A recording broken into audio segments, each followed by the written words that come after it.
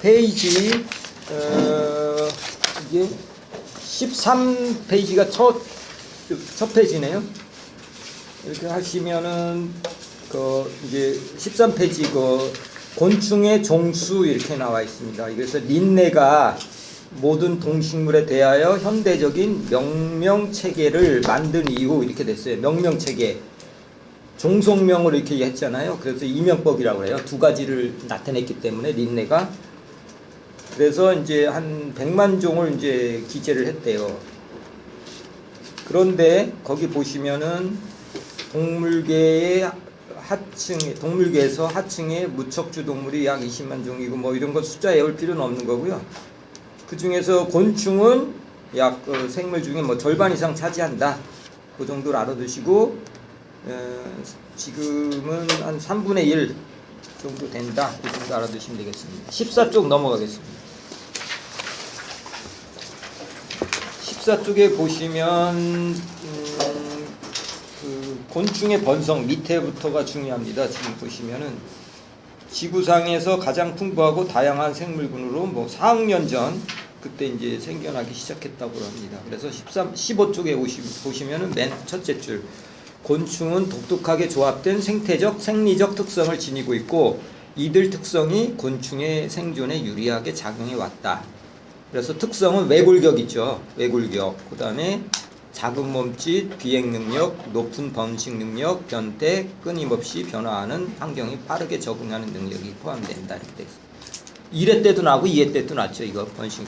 그런데 그 내용을 이렇게 그 앞에만 내용을 하시는 게 아니고 이제 내용을 쭉 주의 깊게 보셔야 돼. 외골격. 외골격은 공격이나 상해로부터 보호하고 건조 및 담수 환경에서 체액의 손실을 최소화한다. 이렇게 됐어요.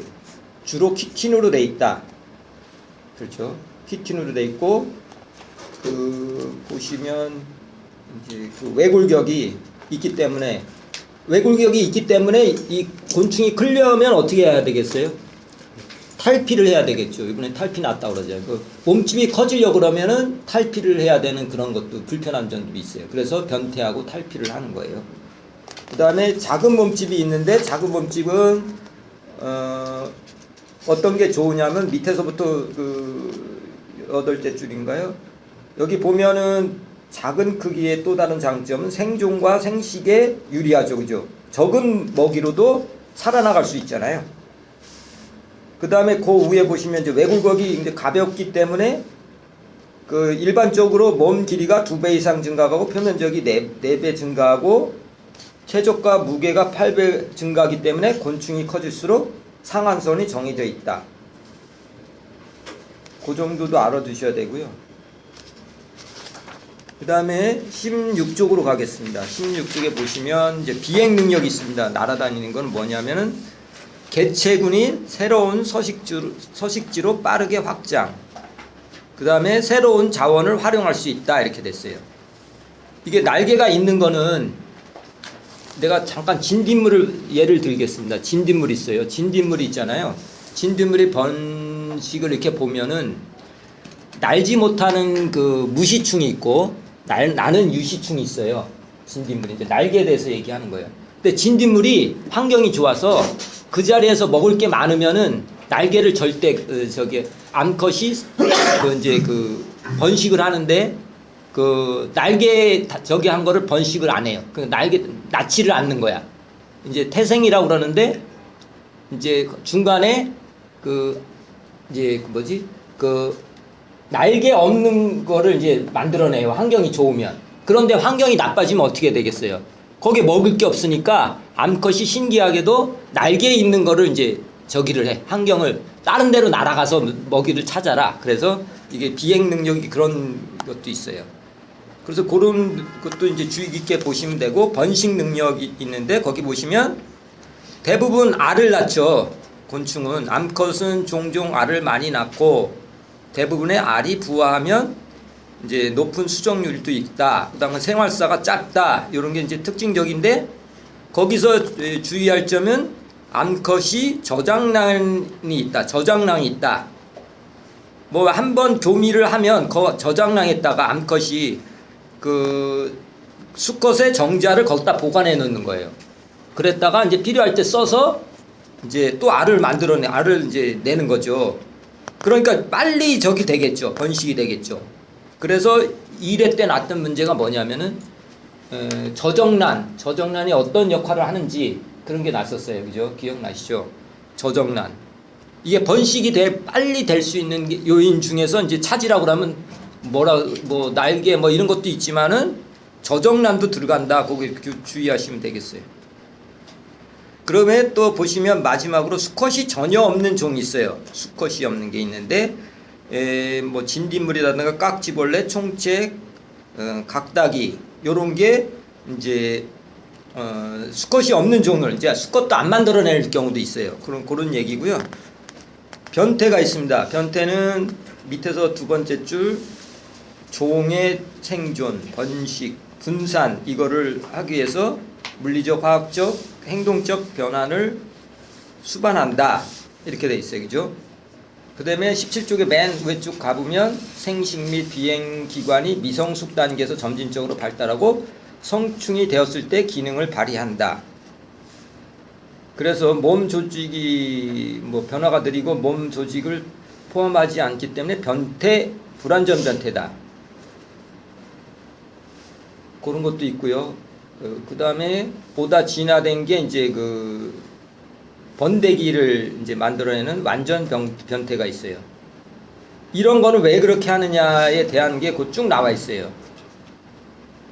뭐냐면 일부 경우에는 남은 생애 동안 유지할 전체 에너지 보유량을 유충 시기에 미리 섭식하기도 한다.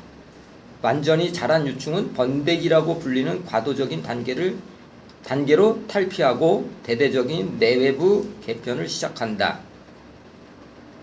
DNA 코팅된 유충의 기관과 조직은 유충 시기 동안 억압되었던 2차적인 DNA 청사진에 따라 해체되고 재구성된다.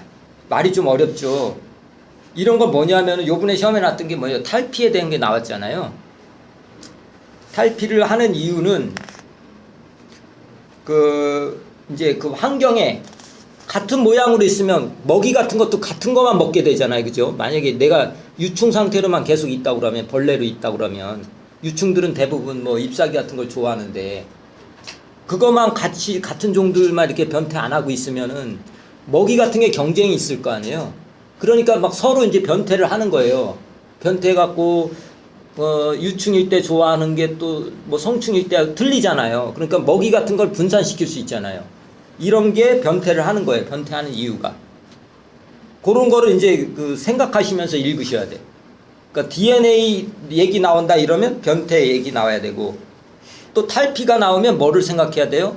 탈피는 어디서 일어난다고 요번에 나왔어요. 탈피 순서 나왔었죠.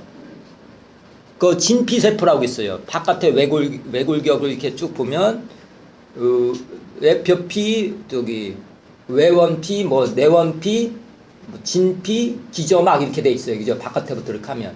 거기에 이제 변태를 하는데, 진피에서, 이제, 먼저 이제 탈피를 하려면 뭐예요? 변태를 하려면 어떻게 해야 돼요? 거기서 이제 탈피 억제제를 이제 분출해요. 거기서부터 시작하는 거예요. 이걸 하시면서 변태 얘기 나오면 탈피도 생각하시는 거예요. 탈피는 몸집을 키워야 되는데, 외골격이 딱딱하기 때문에 이제 벗어야 되죠, 허물을. 그죠? 그래야지 커지잖아요. 그래서 하는 거고, 아까 얘기한 것처럼, 각각의 알은 막 먹지는 않지만, 알은 월동할 때 이제 뭐 필요하잖아요. 그죠? 환경을 극복하기 위해서 이렇게 있고, 그 다음에 또 유충으로 이제 알에서 나오는 거, 유충은 유충대로 좋아하는 먹이가 있고, 또 번데기는 안 먹지만 뭐 성충이 좋아하는 게 있고, 이렇게 단계별로 좋아하는 게 있기 때문에, 어서 오세요.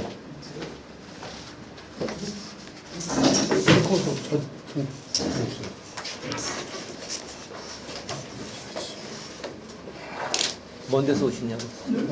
아유, 안녕하세요. 17쪽 하고 있습니다. 17쪽.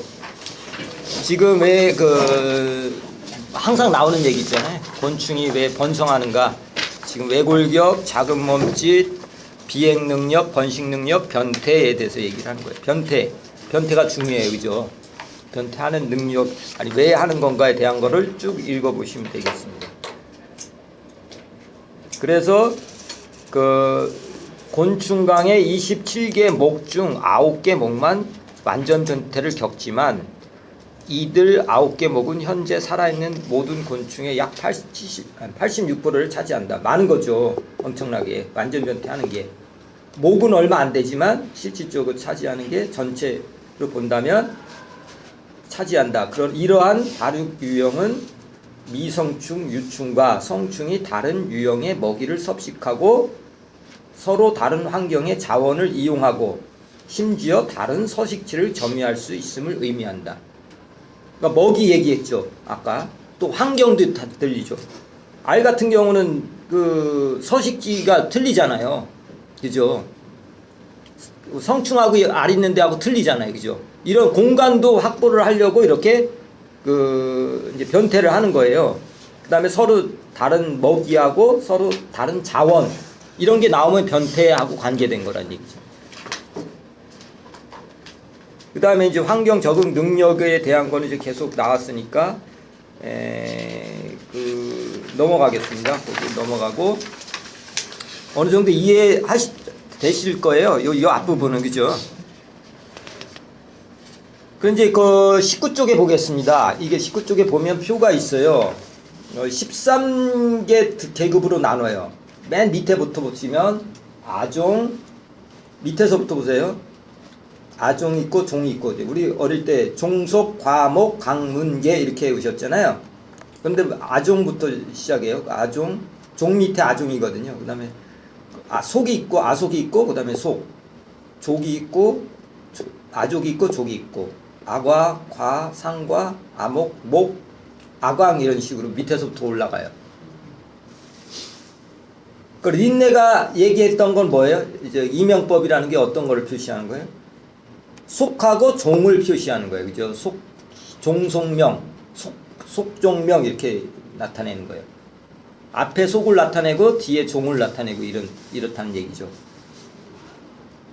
학명을 지금 얘기하고 있는데 이렇게 그 린네가 그 학명을 쓸 때 그 밑에 있는 거 두 가지 이명법을 썼다는 얘기예요. 이명이라는 게 두 가지를 썼는데 속명 다 쓸 수는 없잖아요. 그러니까 속명 조금만 종명, 속하고 종명만 썼다. 이 밑에 있는 거 두 개지만 썼다. 이게 이명법이라는 얘기고요. 그 다음 밑에 순서는 뭐 기본적으로 종속, 과목, 강문계 이렇게 아시죠. 그래서 이제 강이 이제 제일 곤충 강의 이제 맨 끝에 곤충 강. 곤충 강 더 올라가면 뭐예요? 절지 동물 문으로 되는 거예요. 다시요. 이제 해충은 우리가 벌레들을 이렇게 생각하시면 이제 알겠지만은 다 절지 동물 문에 속해요. 응애라든가 뭐 다른 이런 다른 벌레도 다 이제 절지 동물 문에 속하는 건데 거기서 곤충강하고 거미강이 나눠지는 거예요. 그러니까 문이 덜 높고 동물 문 중에서 동물 중에서 절지동물 문이 있고 절지동물 밑에는 또 뭐가 있어요? 문 다음에는 강이잖아요. 그러니까 곤충강이 있고 거미강이 있고 이렇게 되는 거예요. 그러니까 절지동물 그거에 대한 게 지금 밑에서부터 한번 보세요. 둘레 다섯 번째부터 보세요. 이제 절지동물문에는 어떻게 속한다고 그랬어요? 거미강도 속하고 곤충강도 속해요. 왜냐하면 식물에 우리 피해를 주는 건 남의 피해를 주는 거는 거미강하고 곤충강뿐이 없어요. 그러니까 곤충강 공통점을 알아야 되겠죠. 1회 때 났었어요. 그거 나오죠. 응애하고 진딧물인가 그 차이점 공통점을 찾아라. 근데 못 찾아 사람들이. 왜 못 찾아요? 절지동물이라는 공통점이 있는데 그거를 소홀히 했기 때문에 찾지를 못하는 거지. 그 위에 있는 거는 공통점이 있잖아요. 그게 이제 여기 나와 있는 거예요. 절지동물은 키틴성 외골격, 진딧물 이런 걸 생각하죠. 그것도 저기가 껍질이 키틴성으로 돼 있는데 응애도 마찬가지다. 또 관절화된 부속지다. 이제 마디마디가 있어요, 그죠? 거미도 두 마디로 돼 있고, 곤충은 이쪽 그 곤충은 세 마디로 돼 있다든가 이런 거. 그다음에 거기에 딸려 있는 더듬이라든가 부속지 같은 거. 그다음에 잘 발달된 머리와 이틀, 가로 문이군. 또 절지동물군은 뭐야? 심장이 개방순환계다. 심장이 개방순환계예요. 핏줄이 없어요. 사람은 이게 폐쇄 순환계잖아요, 그죠? 사람은 핏줄이 있어서 그 속에 피가 흐르는 거예요. 근데 곤충은 그게 없어. 그냥 그 몸 전체로 이렇게 스며드는 거야. 이렇게 스며들었다가 다시 모여서 심장에 들어가서 그 내뿜는 거를 갖고 이제 몸에 다시 퍼뜨렸다가 이렇게 하는 거야. 이게 개방형이에요. 그러면 공통점이 뭐여야 되겠어요? 이게 다 공통점이에요. 그죠? 이래 때 났던 문제예요. 그러니까 전체적으로 이렇게 우선 위에서 보고 그 다음에 이제 세부적인 걸 들어가는 게 중요하다는 얘기죠. 다시요. 키팅성이다. 부속지가 있다. 발달된 잎들과 머리와 잎들이 있다. 그다음에 가로무늬균이 있다. 그 다음에 개방순환계다. 이렇게 돼 있어요. 그죠? 그런 거 꼭 알아두셔야 돼. 그래서 이제 그러면 절지동물문에는 어떤 게 있어요? 20쪽에 보면 두 번째 줄 협강류는 거미, 진드기, 응애. 응애 있고 협강류에 속하는 거예요. 거미하고 진드기, 응애 이게 거미강, 협강류라고 하는 거예요. 협강류. 그죠? 그냥 거미강이 아니고 협강류다. 알아두셔야 돼요. 협강류. 네? 절지동물문 중에서 거미는 그냥 거미강이하고 협강류까지 애워두셔야 되고, 거기에는 이제 바다거미 이런 것도 있고 여러 가지가 있어요. 그게 이제 1번 다지류가 있고, 이제 절지동물문에 된 걸 얘기하는 거. 다지류, 지금 얘기한 거미강에 속하 있는 협강류 2번. 알아두셔야 되겠죠, 이거는. 왜냐하면 응애가 들어가 있으니까. 응애가 수목의 해충이기 때문에 요 특징은 알아둬야 된다는 얘기지. 맨 밑에 줄 보세요. 협강류 중에 속해 있어요. 거미강은 거미류, 진드기류, 응애류, 정갈류 및 그들의 친족을 포함한다. 주로 앞쪽의 전체부. 앞쪽을 거미가 두 둥근으로 돼 있어요. 그죠? 안녕하세요. 어서 오세요. 20쪽 하고 있습니다. 소개 좀 부탁할게요. 두 분. 네. 안녕하세요. 이종국입니다. 서울대 일기시죠? 네. 먼 데서 오셨고. 예, 안녕하세요. 저기 방화동 수업 일이 지금 여기 끝나서 6시 가서 보니까 늦어요. 네. 연대 주시고 저는 서울대 일기. 아, 서울대 네. 일기. 다 서울대 일기, 수목협회 일기들 많이. 책을 저기 주문했는데. 아, 그래요? 않았습니다. 예, 그냥 들으셔도 되고, 이거 녹음해서 해줄 테니까 네네. 오는데 나중에 이제 오시더라도 좀 저기 하시면 돼요. 지금 거미에 대한 걸 얘기하고 있어요. 거미가 왜 중요해요? 거미는 중요하지 않은데 거미강에 속해 있는 응애에 대한 걸 얘기를 하는 거예요. 응애하고 곤충강에 대한 걸 공통점을 찾고 있는 거예요, 지금. 그래서 어디에 들어있어요, 응애는? 협강류에 속한다는 얘기죠. 협강류. 맨 밑에 줄 보면 거미강에 대한 게 쭉 나와 있죠. 그래서 20쪽에 거미강이라는 건 진딧물, 거미류, 진딧물, 응애, 정갈류 이런 게 돼 있다. 전체부라는 게 있어요. 전체부라는 거 뭐냐면은 여기 그림이 나와 있나 모르겠네. 저 거미 같은 걸 보면 두 동강으로 돼 있어요. 그죠? 머리 있는 부분 이게 이거를 앞에 있는 걸 전체부라고 하고 위에 있는 거를 이제 그다음에 두흉부, 그다음에 그다음에 뒤쪽에 있는 거 후체부, 가운데 이제 그렇게 나눠져 있어요. 그죠? 세 가지로 나뉘는데 앞쪽에 전체부, 두흉부와 머리 있고 그런 데를 전체부, 두흉부 이렇게 나누고 다리 달려 있고 그 후체부라고 그래요. 그래서 몸을 지닌 육상의 포식자예요. 거미는 막 잡아먹죠, 곤충을. 근데 응애는 아니죠. 응애는 또 특이하죠. 진딧물하고 응애류에서는 전체부와 후체부, 그게 두 가지로 돼 있어요. 거미강은 세 가지로 이렇게 나누긴 하는데 응애는 진드기하고 응애는 뭐 전체부하고 후체부만 있다. 이렇게 두 개로 맞이가 돼 있다. 이렇게 돼 있는 거예요. 왜 이게 협광유를 하는지 알겠죠? 응애 때문에 그런 거예요. 응애가 문제되기 때문에 그런 거예요. 응애 시험에 잘 나오죠.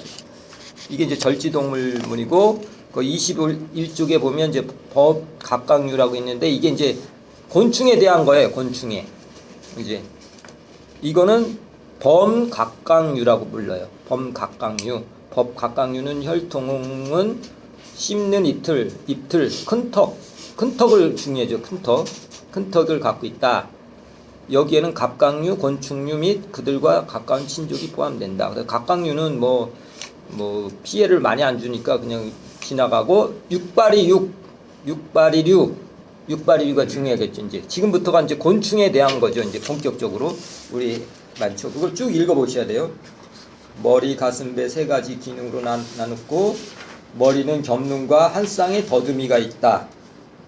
가슴은 6개로 줄어든 보행다리가 있어 운동이 적합하며 대부분 기관들이 들어있다.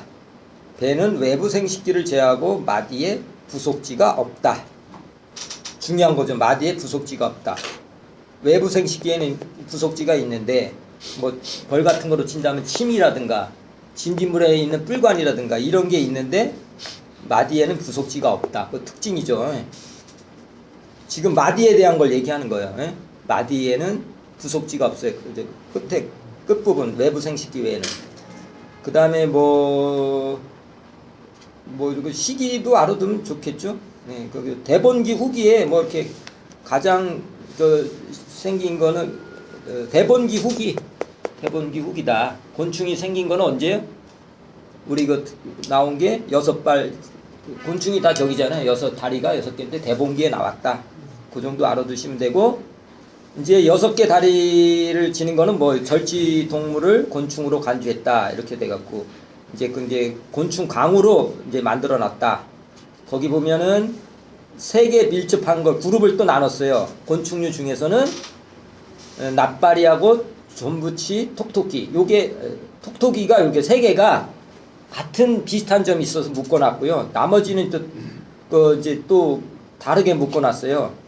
거기 쭉 읽어보시면 되겠어요. 거기 보시면 이제 주로 곤충을 나누는데 잎틀 갖고 많이 해요. 잎틀 갖고 나누고 그 다음에 이제 뭐 최근에는 뭐 곤충강을 납바리강, 존부치강, 톡톡이강, 곤충강이 각기 다른 6바리의 4개 강으로 구분하고 있지만 여기서는 이제 뭐 다 곤충강으로 동등하게 처리하고 있다. 이런 식으로 돼 있어요. 그래서 이제 납바리부터 이제 해보겠습니다. 주로 곤충들은 어떻게 나누냐면은 잎틀을 갖고 많이 저기해요. 그래서 시험에 잘 나오죠. 잎틀이 어떻게 생겼냐, 그죠?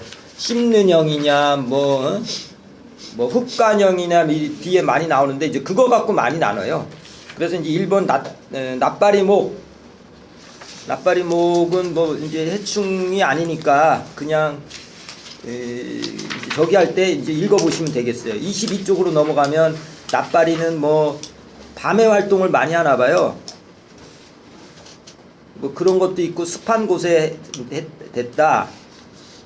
그 다음에 존부치가 있는데 존부치는 모두 겹눈이 없다. 뭐 이 정도. 더듬이 뭐 10개 이상의 구슬 모양으로 마디로 되었다. 뭐 이 정도 알아두시면 되고 이것도 습한데 좀 같은 거 많이 하죠. 습한데 부식질 이런 데 산다. 대부분 존부치류의 포식자로 존부치류는 뭐를 먹어요? 톡톡이, 응애, 유충을 먹고 그 정도 되는 거예요. 응애를 먹는 게 뭐예요? 존부치류가 먹는 거예요. 톡톡이가 있어요. 이제 톡톡이는 톡톡 튀겠죠. 그래도 이것도 뭐 부패한 토양 곰팡이 뭐 부식자 맨 밑에 보면 부패하는 식물체와 토양 곰팡이 이제 거기서 분해자로 역할한다. 그죠? 23쪽에 맨 왜 가시면 이제 톡톡이에 대한 거 이거는 건조한 환경에 매우 민감하다. 뭐 이 정도 알아두시면 돼요. 이제 본격적으로 갑니다. 이제 곤충강에 대한 거. 이제 이게 3가지는 이제 약간 특이한 거 묶어 놓은 거고요. 23쪽에 가면 이제 곤충강에 대한 거를 하는 거예요. 뭐로 나눠요? 곤충강은 아까 얘기했지만 겉, 잎, 풀류로 나누는 거예요. 잎 모양을 갖고 아니면 그 날개의 특징, 그 다음에 변태한다든가 뭐 이런 진화 정도를 갖고 나누는 거예요. 그래서 이제 곤충강에는 무시가 있고 유시가 있죠. 무시는 날개가 없는 거, 유시는 날개가 있는 거. 또 날개가 있다고 치면 유시강 중에는 또 고시군과 신시군을 이제 나눠서 한다. 여기 보시면 곤충강 지금 요거 중간에 요거. 그런 이제 거기서 번데기를 걸치지 않은 완전 변태류가 있어요, 그죠? 그거를 내시류라고 그래요, 내시류. 완전 변태는 애우셔야 되겠죠. 왜냐하면 불완전 변태 다 애우기가 힘드니까 완전 변태는 꼭 알아두셔야 돼요.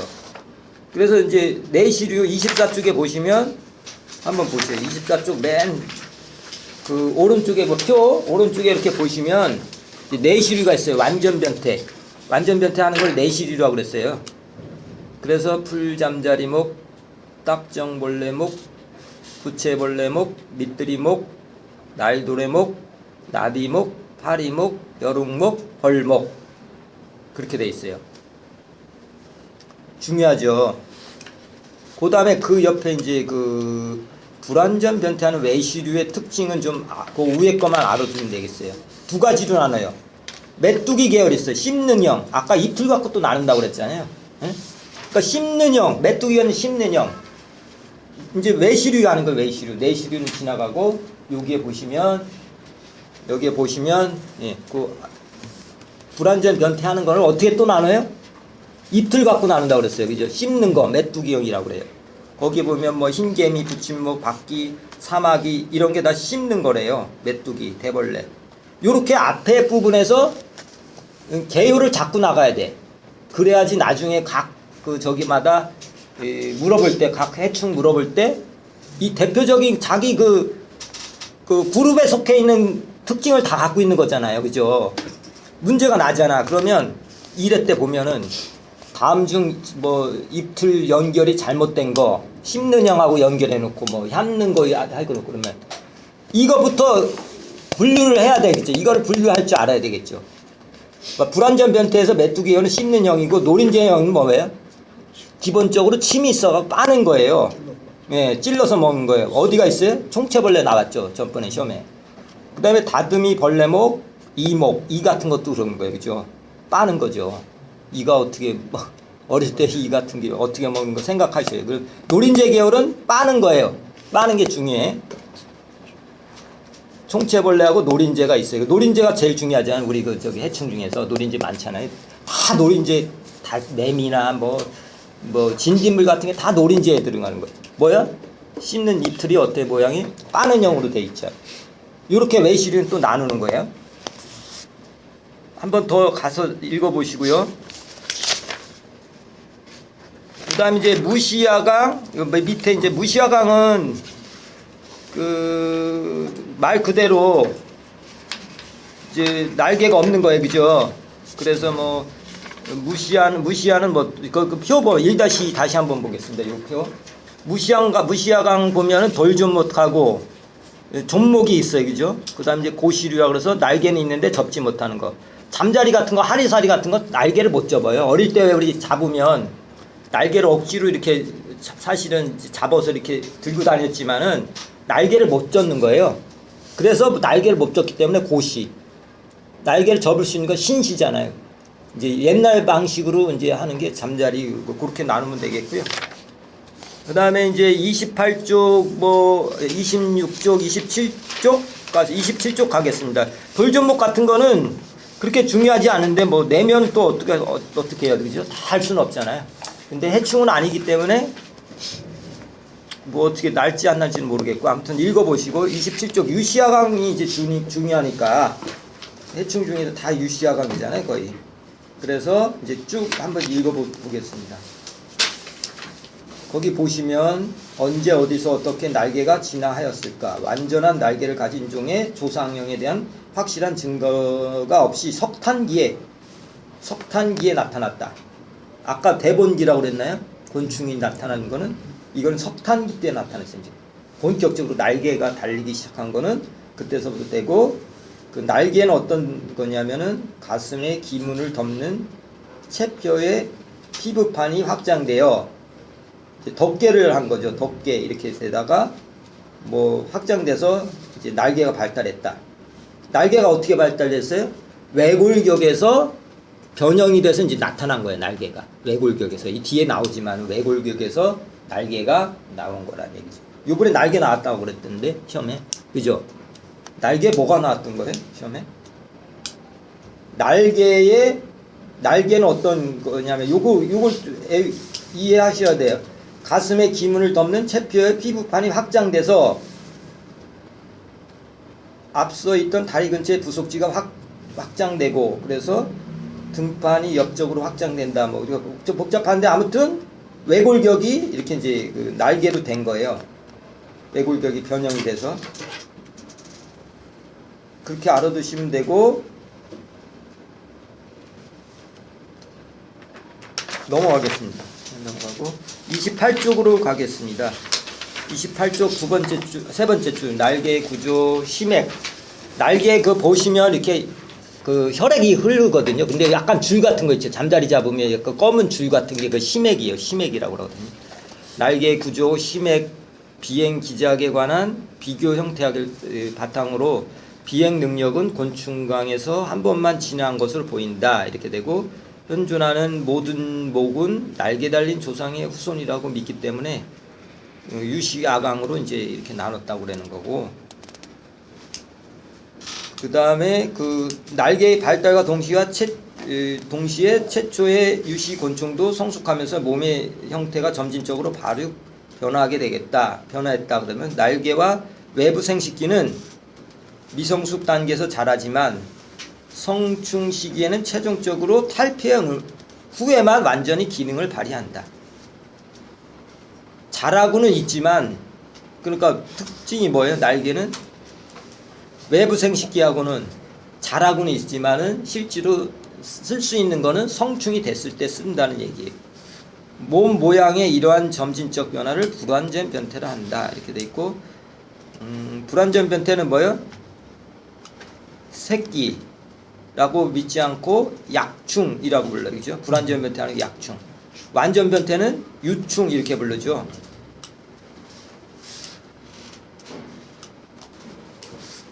여기 막 새끼라고 그러니까 무변태에서 곤충과 같은 걸 이제 새끼라고 그러는데, 이거를 약충, 불완전 변태는 약충이라고 부르고요. 그러니까 불완전 변태로 발육하는 모든 곤충을 외시류로 분리한다. 아까 얘기했어요. 내시류, 외시류. 변태하는 거로 나눈다. 그런데 날개가 외부적으로 약충의 체벽 밖으로 성장하여 발달한다는 사실을 반영하였다. 아까 얘기해서 골격에서 나가는 거예요. 날개는 약충의 체벽 밖으로 성장해서 나간다. 외시류는 탈피를 하면서 몸이 더 커진다. 그러고 기능적인 건 계속 이제 성충에서만 한다. 이거 계속 반복되는 거고요. 그 다음에 이제 쭉 읽어보세요. 나머지는. 그 다음에 이제 이러한 진화, 그 29쪽에 8번째 이러한 진화적 적응 방사가 일어나는 동안 신시류는 크게 세 분류로, 신시류라는 게 뭐예요? 각각의 분지는 구조나 발육 단계에서 유사점이 공유하고 공통조상에서 나온 각 그룹의 목이 이들을 대표한대. 첫 번째 메뚜기형, 아까 얘기했어요. 그죠? 메뚜기형이 있었어요. 상대적으로 전문화되죠. 모든 씹는 형 입체를 지닌다. 메뚜기는 불완전 변태다. 두 번째는 노린재형이다. 노린재형인데 뭐야? 입틀이 핥히기, 긁기, 뚫기, 빨기를 하는데 이제 전문화되었다. 그 다음에 세 번째 분지는 완전 변태의 발육 과정을 거친 곤충을 포함한다. 이들은 유충이라고 그랬어. 아까는 약충이라고 그러는데, 불완전 변태는 약충이라고 그러는데, 이거는 유충이라고 불러요. 이거 4단계를 걸친다. 그래서 이제 이거를 내시류라고 한다. 근데 이제 세부적으로 들어가겠습니다. 고시류부터 하겠습니다. 고시류는 이제 그 날개는 있는데 접지를 못한다고 그랬어요, 그죠?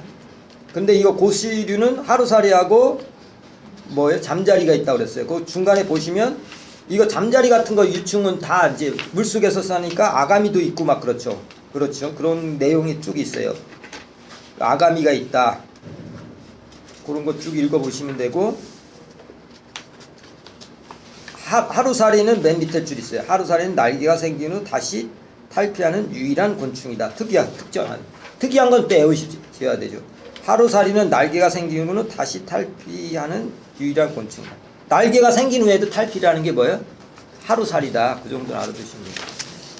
하루살이의 특징 알아두시면 되고, 뭐 30쪽에 보시면 쭉 있고, 잠자리도 이제 뭐 해충이 아니기 때문에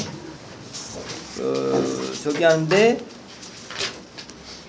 맨 밑에서 보시면, 맨 밑에서 셋째 줄 그림 위에 보시면 물잠자리 약충은 일반적으로 잠자리 약충보다 더 호리호리하고 배끝에 3개의 나뭇잎 같은 아가미가 있다. 지금 하루살이 뭐 이런 거 잠자리 같은 거 있다고 똑같아요, 그죠? 아가미가 있다. 물속에서 있잖아요. 어릴 때 물속에서 살기 때문에 이렇게 이제 아가미가 있다. 이 정도로 알아두시면 돼요. 그 다음에 이제 맨 밑에 그림을 보셔야 돼. 그림은 왜 보라고 하냐면 이게 2차 때는 곤충에 대한 게 나와요. 물어요. 간단한 것 같지만 이렇게 보시면 딱딱딱 찍어낼 수 있어야 돼. 지금은 이거 간단하게 이제 나왔는데 하루살이 목이죠. 하루살이 목. 그 다음에 B는 잠자리 목, 물잠자리. 어릴 때 봤던 거니까 기억이 나겠죠. 하루살이는 되게 크게 해놓으니까 꼬리도 길고 그렇죠. 구속지가 엄청 길죠. 이렇게 보면서 지나가시면 돼요. 그러니까 공부하실 때 그림하고 연관 지어갖고 하루살이가 얘기했지만 하루살이 특징을 이제 생각하시는 거예요. 날개가 생긴 후에도 탈피를 한다. 날개가 생긴 후에는 탈피를 안 하거든요. 다른 곤충들은. 근데 하루살이는 특징이 있다. 그 다음에 풀잠자리하고 잠자리는 뭐예요? 하루살이하고 잠자리는 아가미가 있다. 어릴 때 약충일 때 얘기하는 거예요. 어릴 때 그런 게 있다. 31쪽에 가겠습니다. 이제 신사군의 외시류, 메뚜기. 외시류에 된 거예요. 메뚜기 씹는 영이라고 그랬어요. 그죠?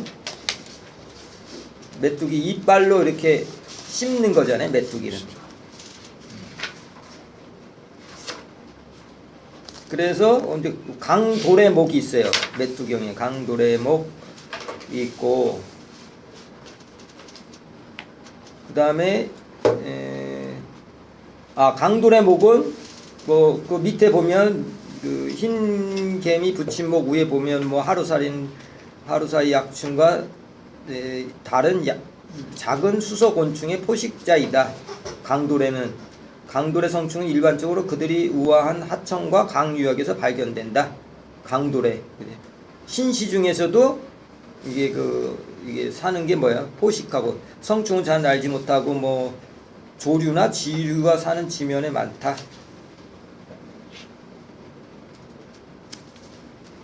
그 다음에 흰개미 붙임목이 있어요. 흰개미 붙임목. 이거 개미하고는 틀린 거예요. 완전히.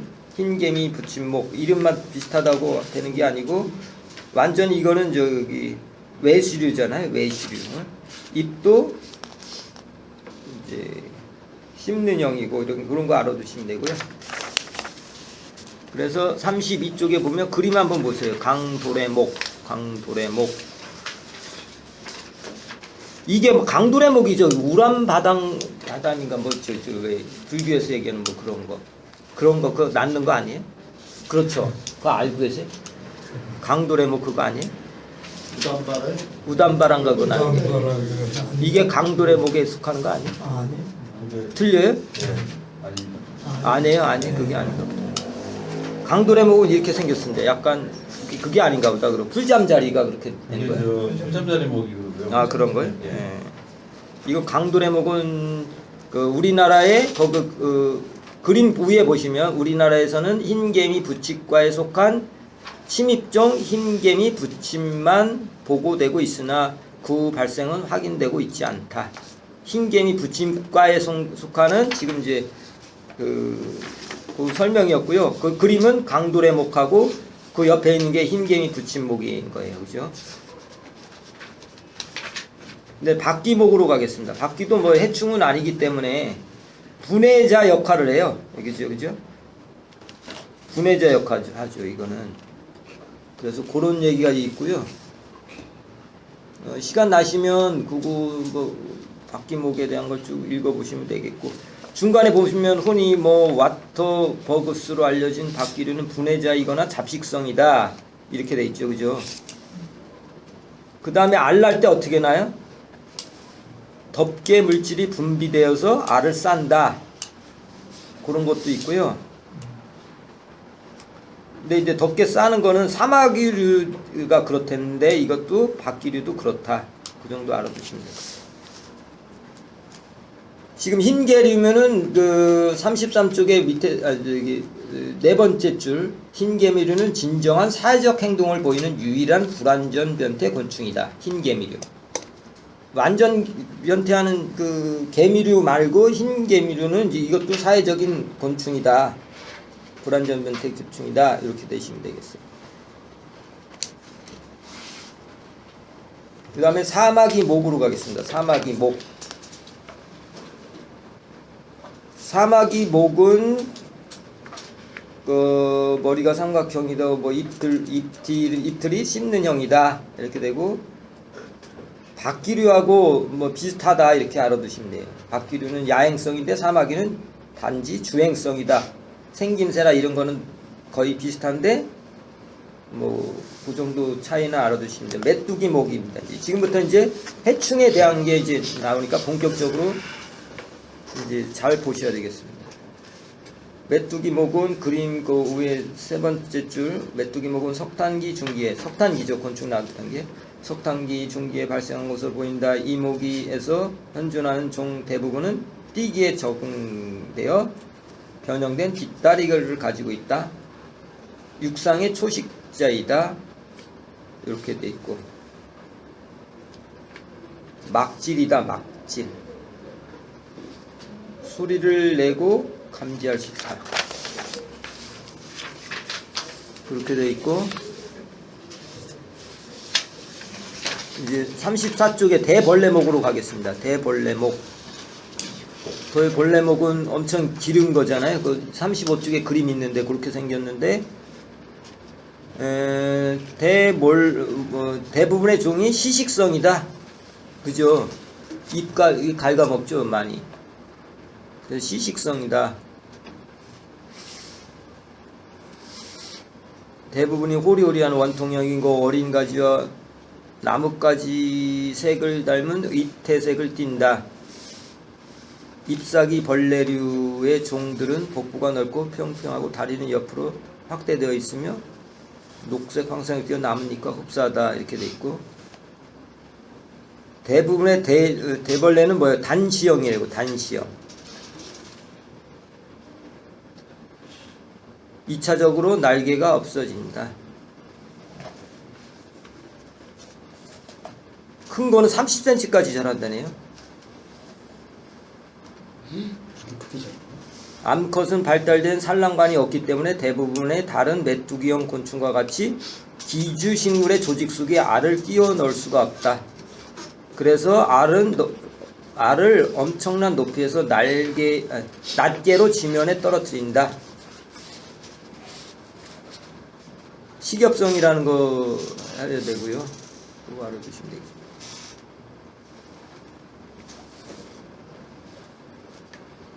날개가 없어져요, 2차적으로. 그렇죠? 단시형이거나. 그러니까 날개가 있긴 있는데 짧거나 기간이 짧은 거죠. 나중에는 없어지는 거예요. 날지는 못하잖아요, 그죠? 대벌레가. 그런 얘기고요. 집게벌레 먹으러 가겠습니다. 집게벌레. 집게벌레도 뭐 이건 뭐 이렇게 문제는 안 되는 것 같아요. 이것도 무슨 그 어두운 곳에서 자란다. 다양한 식물질, 동물질도 먹는다. 집게벌레가 있잖아요. 입이 이렇게 저기 된 거. 저기 보시면 35쪽에 보면 집게벌레 그림이 있네요. B번, A하고 B번인데 B쪽에 꼬리에 저기 집게처럼 생긴 게 집게벌레인데, 이거는 여러 가지를 먹는다. 초식자도 먹고 동물질도 먹는다. 이렇게 알아두시면 되겠어요. 그 다음에 귀뚜라미 목도 있고, 귀뚜라미는 귀뚜라미는 뭐 그렇게 중요하지 않는 것 같은데 입이 하구식이다. 이 정도는 알아요. 씹는 형, 지금 이제 씹는 형이잖아요. 메뚜기는 전부 다 메뚜기 저기 그쪽에 저기는 씹는 형이다. 입은 하구식이다. 2% 저기 메뚜기 생각하시면 아니 귀뚜라미 생각하시면 돼요. 대벌레 부치목 대벌레 목하고는 약간 또 틀린 것 같아요. 잘 저도 이제 저기가 안 되는 구분이 안 되는데 대벌레 곤충은 야행성 포식자다. 민벌레목이 있고 그래요. 민벌레목 있고 36쪽에 그 민벌레목하고 C가 민벌레목이고 지금 얘기한 대벌레목이 대벌레 붙임목이 약간 귀뚜라미 같이 생겼죠. 그 다음에 A가 귀뚜라미이고 그래서 민벌레목 맨 위에 36쪽 맨 위에 민벌레목의 곤충은 보통 썩어가는 목재나 나무 껍질 밑에 톱밥 더미에서 발견된다. 고조도 되고 이제 36쪽에서 제일 중요한 게 이제 노린제목. 아까는 또 중요했지만 지금부터 또 노린제목이 중요합니다. 노린제목. 신시군에 속하고 외시류예요. 그죠? 노린제 외시류. 불완전 변태하니까 이제 외시류라고 그랬고 씹는 형이라고 그랬어요. 중간에 보시면 그 다듬이 벌레목에 대해서 이제 얘기를 하고 있는데 중간에 보면 곤충은 잎들이 원시적인 씹는 형에서 가장 적게 변형되기 때문에 오늘날까지 생존하는 가장 원시적인 노린재형으로 간주되고 있다. 다듬이 벌레가 그렇다는 거예요. 다듬이 벌레가 씹는 형으로 되어 있는데 노린재 중에서 가장 원시적인 게 뭐야? 다듬이 벌레다. 그 정도 알아두시면 되고 뭐 다듬이 벌레는 뭐 조류의 둥지에 산다고 그래요. 조류 둥지에 산다. 경제적 피해는 안 입히고요. 그 다음에 이목 하겠습니다. 이목 중요하죠. 이목은 이목이라는 게 아프테라라예요. 날개가 없다. 날개 없잖아요. 날개 없는 그죠? 이거 어때? 이도 씹는 형이에요. 그죠? 노린재 쪽으로 다 들어가니까 씹는 형이라고 이제 알아두시면 돼요.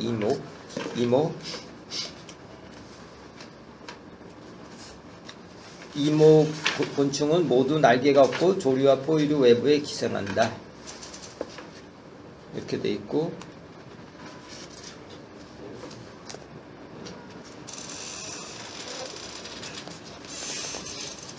총체벌레 보도록 하겠습니다. 37쪽 밑에 총체벌레는 식물에 되게 많이 해로운 해충이기 때문에 잘 나와요. 그죠? 1회 때 많이 나왔죠. 2회 때 나왔어요. 그죠?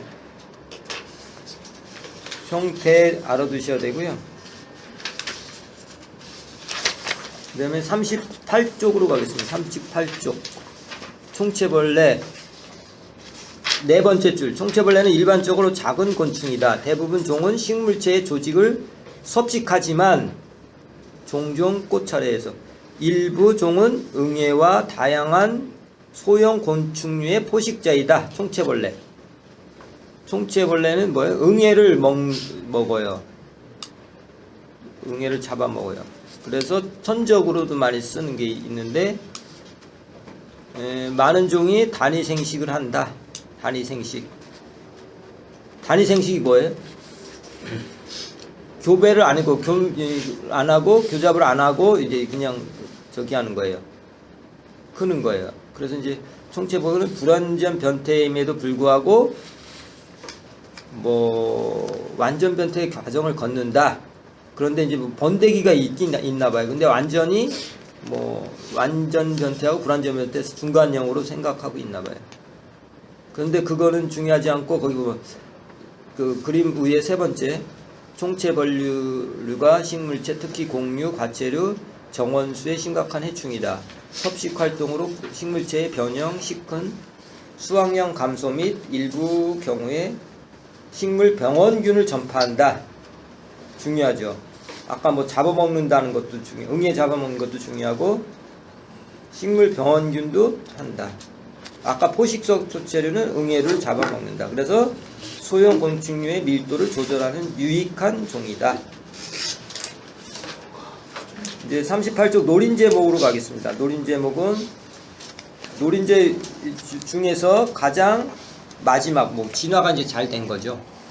그래서 그 다음에 이제 많이 피해를 주잖아요. 이제 수목에. 그래서 거기 보시면 그 노린재 암흑 위에 보면 찌르거나 빠는 형 잎틀이 진화된 후 얼마 되지 않아서 노린재 계통의 두 개의 자매군으로 갈라졌다. 뭐로 갈라졌어요? 노린재 암흑 기억하고 매미 암흑으로 갈라졌다는 얘기예요. 근데 다 노린재 목 하면은 그냥 노린재 암흑, 매미 암흑 이렇게 생각하시면 돼요. 그러니까 진딧물 같은 게 다 이제 노린재 암흑이에요, 그죠? 그러니까 중요하니까 이거 노린재 암흑은 다 외우셔야 돼. 날개가 여기 보면 미성축은 밑에서 세 번째 줄. 미성축은 성충과 모양이 비슷하지만 노린재에 대한 거 날개가 없다. 그 다음에 성충은 더듬이가 가늘고 뭐 주둥이는 3개에서 4개로 이렇게 나눠져 있고, 그 다음에 39쪽에 보면 노린재 구성원들은 세 번째 줄 투르 버거스라고 알려졌다. 투르. 이들 곤충은 머리 덮개의 배 쪽 앞은 하구식이나 입이 밑으로 되어 있는데 앞쪽 부분으로 이제 나왔어요. 이게 저기가 입은 밑으로 되어 있는데 빠는 그거는 앞쪽으로 돼 있어요. 그래서 특이하죠. 노린재 입, 노린재 혹시 보시면 자세히 보세요. 뭐 전구식이고 하구식으로 되고 이제 앞쪽으로 된다. 찔러 빠는 이틀이다. 많이 시험에 나오죠. 찔러 빠는 이틀. 이제 노린재부터는 잘 아셔야 돼. 이제 이틀이라든가 이런 걸 다 꼼꼼하게 아셔야 돼. 계속 뭐 빠는 형이다, 뭐 찔러 빠는 이틀이다 중요하다고 계속 강조를 하고 있어요. 이틀이 중요한 건 뭐예요? 이렇게 강조하는 건 나중에 방제를 한다거나 이럴 때 다 이제 활용을 하는 거예요. 제가 강조하는 이유는 그러기 때문에 중요한 거고요. 그 다음에 노린재 암흑은 육서, 수서, 반수서 등 넓은 범위의 서식지에서 적용한 다양한 곤충의 집합체이다. 그 다음에 일부 육서종은 식물체 내의 관속 조직이나 종자 내에 저장된 영양분을 먹는다. 일부는 땅속에서 동굴, 개미질, 지하에서 분해자로 살아간다. 나머지 종은 다양한 절지동물의 포식자다. 이렇게 돼 있고, 그 다음에 이제 그 밑에 중요해요. 식물체를 섭식하는 노린재류는 많은 작물의 중요한 해충이다. 식물체의 조직을 국부적으로 피해를 이끌고 즙액을 제거하여 식물체를 약하게 하고 병원균을 옮기죠. 그래서 포식성 노린재 암흑은 유용 곤충으로 되지만 피를 빠는 종은 인간의 병을 매개한다. 이건 중요하지 않고, 이제 매미 암흑으로 가겠습니다. 매미 암흑. 그래서 매미 암흑은 그 보시면 그래서 곤충, 매미충, 매미, 진딧물의 잎틀은 후구식이라고 한다. 이렇게 돼 있고, 매미 암흑은 밑에서 네 번째 줄 매미학의 종은 찌르고 빠는 잎틀을 가지고 있다. 어디를 빨아요? 관속식물로부터 즙액을 빨아먹는다. 즙액을 빠는 거예요. 찌르고 빨아서 입는 거예요. 계속 얘기하는 거예요. 노린재, 매미야, 매미암흑 다 찌르고 빠는 거예요. 힘이 있어요. 노린재 잘 보시오.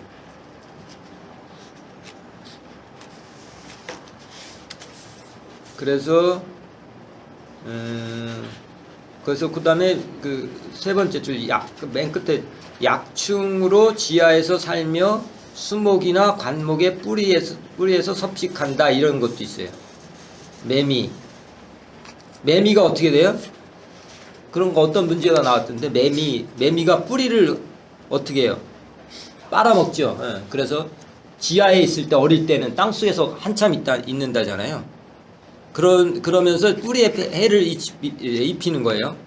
그 다음에 맨 밑에 줄 진딧물류는 몸이 작고 부드러우며, 지금 이제 매미 암흑에 대한 건데 진딧물이 매미 암흑에 속하는 거죠. 크게 보면 노린재 목에 속하는 거고, 40쪽 맨 위에 보면 많은 종이 하나 이상의 기주식물과 관련된 복잡한 생활사를 걸친다. 여기서 중요하죠. 첫째 줄이 진딧물 기주를 해요. 기주 완전히 왔다 갔다 해요. 뭐냐면은 자기가 생활사를 바꾸는 거야. 날씨가 뭐 이렇게 봄에 새순이 나올 때는 순에 있다가 가을에는 또 어디 나무로 옮긴다거나 이렇게 하는 거예요. 잠시 한 179쪽을 한번 보겠습니다. 어제 왔다 갔다 안 하기로 했는데 이 팀은 그냥 왔다 갔다 하겠습니다. 진딧물이 기주를 옮기는 거예요. 왜 옮겨요? 아까 얘기했죠. 환경의 변화에 적응하려고. 그죠? 그래서 날개를 만들 때가 있고 안 만들 때가 있어요. 그죠? 날개는 왜 만들어요? 진딧물들이. 아까 환경 적응하려고 다른 데로 가서 먹이를 찾아야 되잖아요. 그래서 날개를 저기 하는 거고, 진딧물들 가만히 보면 날개 없는 게 있어요. 그거는 그 자기가 앉아있는 데는 여건이 좋아서 그렇게 앉아있는 거예요. 그런데 이 진딧물의 특징은 뭐예요?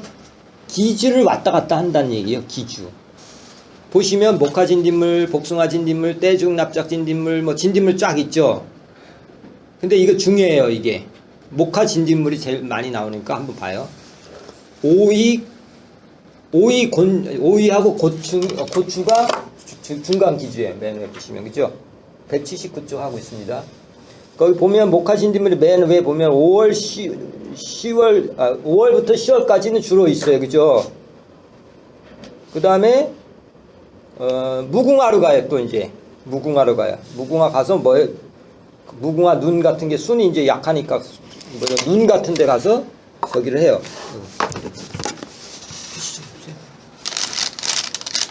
그래갖고 그거 한번 보셔요. 쭉 복숭아 진딧물 아니 복숭아 혹 진딧물 어디에 많아요? 배추 같은 데 많죠. 그러면 어디로 가요? 또 복숭아하고 매실로 나무로 가죠. 떼죽은 어디요? 떼죽 납작 진딧물. 나도 바랭이 새라는 게 있어요. 거기서 떼죽으로 가요. 사사키옥 진딧물 쑥에 있다가 벚나무로 가요. 왜 사사키옥 진딧물에 벚나무에 이게 약간 붉은색 띠면서 이렇게 막 무슨 혹처럼 이렇게 불어난 거 있죠. 그런 거. 시험에 잘 나와요. 여기 있는 거는 다 외우셔야 돼. 이 표는 그죠? 시험에 자주 봤죠. 뭐가 나왔냐면 1회 때 뭐가 나왔었어요? 외줄면충은 뭐 대나무가 중간 기주다. 외줄면충도 진딧물 종류예요. 그러니까 꼭 알아두시라는 얘기죠. 제가 여기까지 온 게 이게 엄청 중요하다는 얘기지. 다 알아두셔야 돼요. 기주, 중간 기주. 그래서 다시 돌아가겠습니다. 죄송합니다. 자꾸 왔다. 그래서 이제 진딧물은 그런 저기를 한다. 그래서 40쪽 다시 맨 왼줄부터 하겠습니다. 기주식물과 관련된 복잡한 생활사를 걸친다. 그 다음에 날개 아까 얘기했어요. 날개가 있는 것도 있고 없는 것도 있다. 그 다음에 무성식이다. 그냥 그 진딧물은 자기 몸체 똑같은 알을 낳지 않고 이렇게 태생하는 게 있어요. 그것도 조건이 좋을 땐 그렇게 낳고, 이제 가을이 되잖아요. 그러면 이제 순놈이 나와갖고 이제 알르다 월동을 해야 되죠. 진딧물은 월동을 뭘로 해요? 알르다 월동을 해요. 그죠? 알르다 월동에 진딧물은 모든 진딧물이 지금 얘기한 그 아까 뭐 복숭아온 진딧물 다 외울 필요는 없는 거예요. 그냥 진딧물이다 그러면 알르다 월동한다 이렇게 외우시고, 그 다음에 여기 보시면 이제 단위 생식을 한다 이런 거 있어요. 수컷이 없어요. 일종의 한동안은. 그러나 이제 겨울이 이제 가을이 돼. 지금쯤 이제 막 다 들어갈 때 되잖아요. 그럼 교미를 해갖고 알을 다 낳아. 알르다 월동을 해야 돼. 그죠? 그냥 있으면 월동하기 어렵잖아요. 그러니까 진딧물들은 다 이제 평상시 날씨가 뭐 봄서부터 뭐 가을까지 날씨가 좋을 때는 이제 단위 생식을 막 하다가 가을쯤 이때쯤 더 전에지. 전에 한 10월 달쯤 이럴 때는 이제 수컷이 나타나서 이제 암컷이 수컷을 만들어내요. 계속 암컷만 만들어내다가 가을쯤 되면 진딧물이 알르다 낳지 않고 수컷을 만들어내서 수컷이 나오니까 암컷이 또 교미를 할 거 아니에요? 그래서 이제 그때 알르다가 월동하게끔 이제 만들어 주는 거예요. 그 다음에 거기 보시면은 뭐 이런 거 있어요. 깍지벌레는 더 전문화되어 생활서의 대부분은 왁스 같은 거로 있잖아. 깍지벌레는 있죠. 예. 그런데 진딧물 중에서도 그런 게 있어요. 시험에 났죠. 기억나세요? 진딧물 중에서도 가루를 해서 하는 거. 이동하는 거. 아, 이동안 지금 진딧물 하고 있는데 깍지벌레는 그거지. 아, 찾아보셔요. 내가 이따. 진딧물 중에서도 이제 깍지벌레는 다 왁스를 이게 분비를 해서 하는 거야. 아, 그거는 이제 움직이지 못하는 거 있잖아. 성충일 때. 그거는 가루깍지벌레고, 그거는 지금 이제 진딧물 얘기하는 거잖아. 이 곤충 중에서 진딧물은 왁스를 안 만들어내요. 그죠? 특이한 건 애우셔야 된다는 거지. 이건 나중에 알려드리고 저도 지금 생각이 안 나. 아무튼 그렇고 그런 특징을 갖고 있어요. 그 다음에 매미암목 육상 서식체에서 가장 그림 위에 두 번째 줄 가장 풍부한 식시성 곤충이다. 식시성 많은 종이 재배식물의 해충이다. 진딧물류와 매미충류는 식물병을 옮기는 중요한 매개류이다. 바이러스 뭐 이런 거 다 옮기죠. 예. 바이러스. 근데 바이러스 옮기는데